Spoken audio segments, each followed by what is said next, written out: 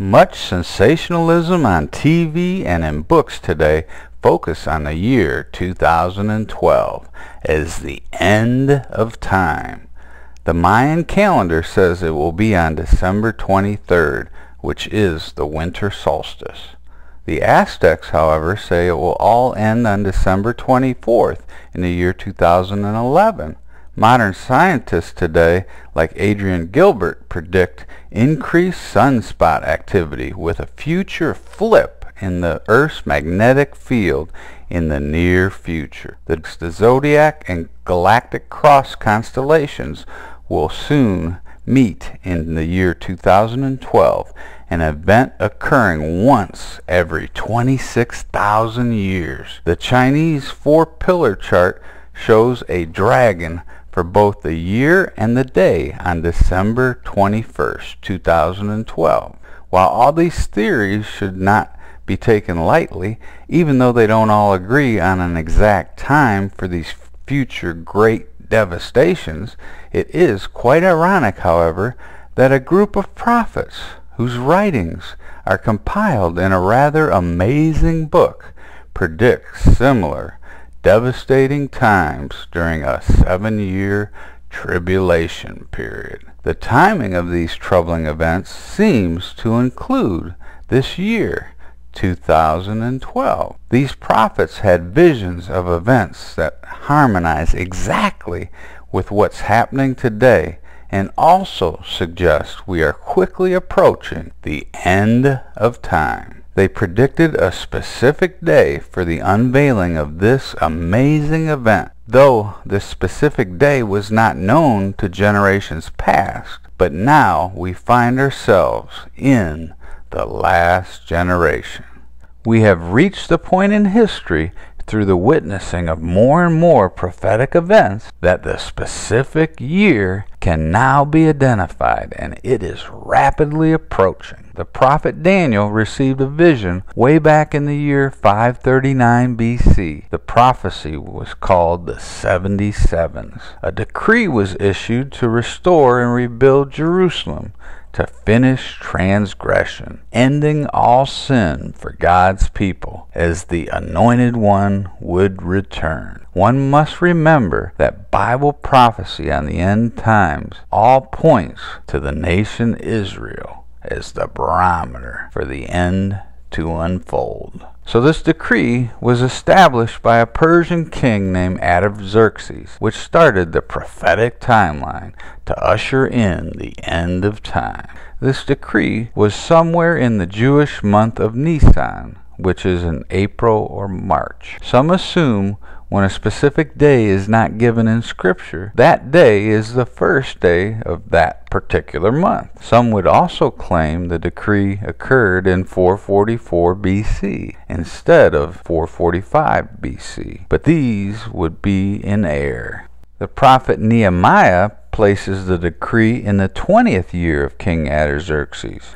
Jews reference the reigns of kings based on the 7th Jewish month in September or October, which was the start of their civilian year. The ascension year of a king's reign ended on the 1st of Tishri, which did not count as a numbered year in the king's reign. Now some may argue that the reign of a king started in Nisan instead of the month of Tishri. But one must remember that Nisan is the beginning of the Jewish religious year, and God did not desire that His people have kings, except for a future king, King Jesus. So kings were civilian heads and not religious leaders.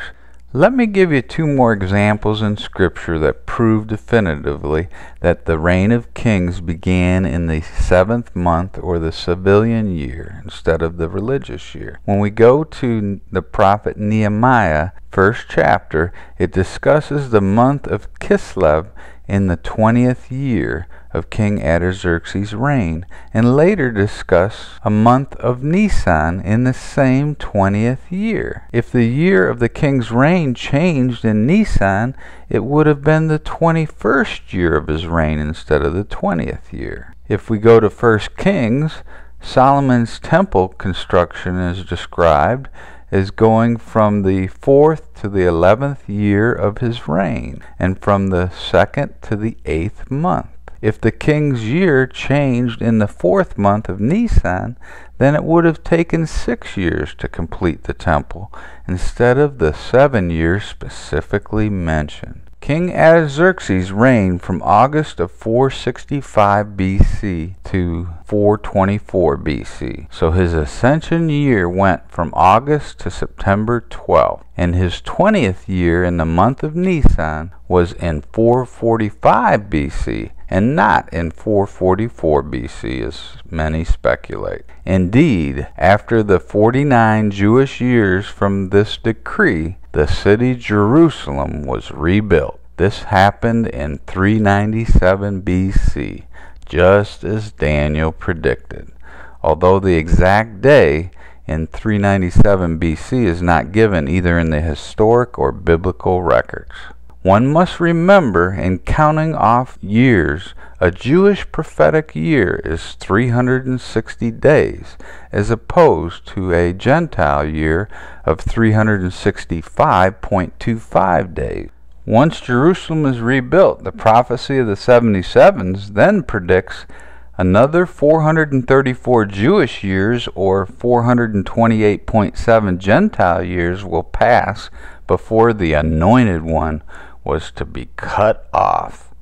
This just happens to correspond to the exact month of the Crucifixion in April of 31 AD, and possibly the exact day of Christ's death on April of that year. If we knew the exact dating of the decree, we could prove so beyond a shadow of a doubt. Some may argue that the crucifixion could not possibly occur on April 25th, 31 AD, because that day would fall on a Friday instead of a Wednesday. But unfortunately, they'd be wrong, because they're basing their calendar on the Gregorian, which shows that it would be a Friday, but unfortunately they forget that the Julian calendar was used back then, and the Julian calendar clearly shows that April 25th of 31 AD falls on a Wednesday.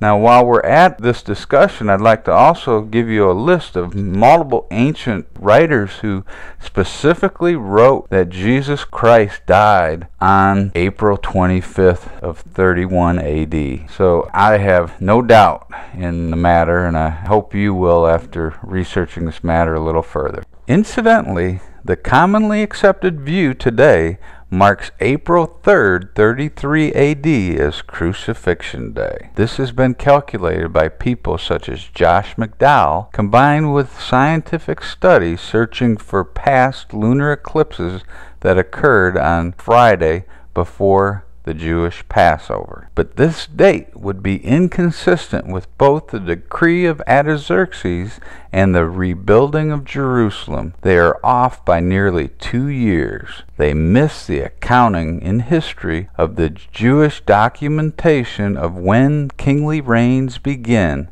and they forget to account for the time period from 1 BC to 1 AD as being only 1 year instead of their 2 years. So the prophecy incorporates 490 years of prophetic history that has reached near complete fulfillment, and in our lifetime. The only exception is the start of a 7-year tribulation period, a time marked by unprecedented calamities the world has never experienced before.